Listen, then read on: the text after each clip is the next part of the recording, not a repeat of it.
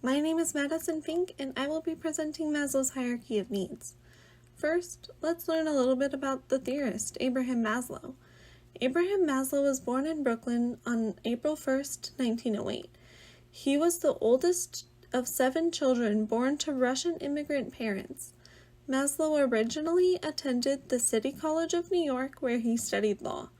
During his academic career, he got married and moved to Wisconsin, where he attended the University of Wisconsin and developed an interest in psychology. It was from this university that he graduated with a bachelor's, master's, and doctorate degree in psychology. In the 1930s, he began teaching at Brooklyn College. From 1951 to 1969, he was the chair of the psychology department at Brandeis University. During his time as chair, he became interested in humanistic psychology. Now on to his theory, Maslow's hierarchy of needs. As we can see here, his hierarchy of needs is modeled as a triangle split into 5 parts. Starting at the base, number 1, we have physiological needs, which are defined as food, clothing, water, shelter, and air. Once these basic needs are fulfilled, we can move up to number 2, safety needs.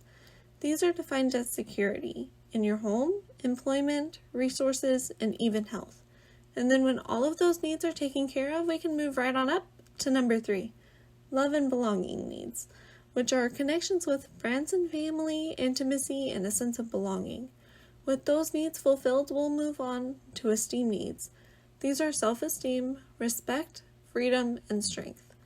This is the last category that needs to be fulfilled. The 5th doesn't need to be fulfilled in order to be happy and successful.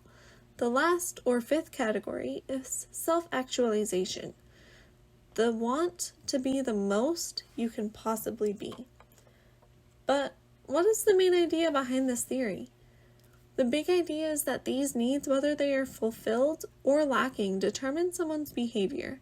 The needs in that category have to be fulfilled before you can even think about working on fulfilling the next category's needs.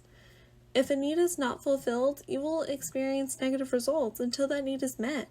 For example, a physiological deficiency could be a lack of food, with the result that you go hungry and starve, or the lack of shelter with the result of being homeless.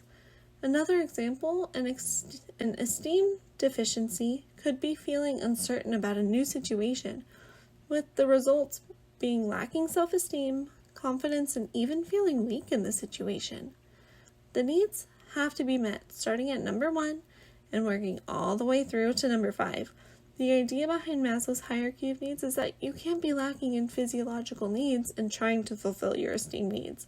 You have to work through and fulfill every need, starting all the way from number 1. Now, how do we apply this in the classroom? First, it's important to recognize that students will shut down if their needs are not met. We have to figure out what those needs are and how to fulfill them while they're in school. We have the ability to provide for them at school to fulfill their needs and to make them feel safe and welcome.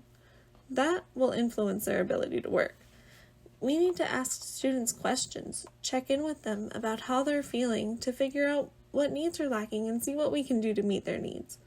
By asking those questions and finding out what they need, we can fill in those gaps and provide them with a classroom community where students feel safe, loved, and respected. A community where they can grow. A good way to do this is to teach them how to communicate their feelings, whether this is with posters or just words. From there, you can teach them how to communicate their needs and how you can help them.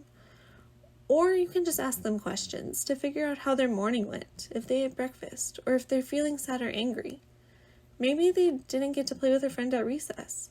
From their responses, we can start filling in the gaps by giving them a snack, providing them with a safe place to talk about their feelings, or giving them a hug and telling them that they are loved. Maybe they're anxious about doing well on an assignment. Tell them that you believe in them, that they can do it, and to try their best. But we need to make sure we're doing this in hierarchical order. They won't respond to, "I believe in you," if they're hungry and tired. Maslow's hierarchy of needs shows us a good model for how to problem solve feelings and needs with our students.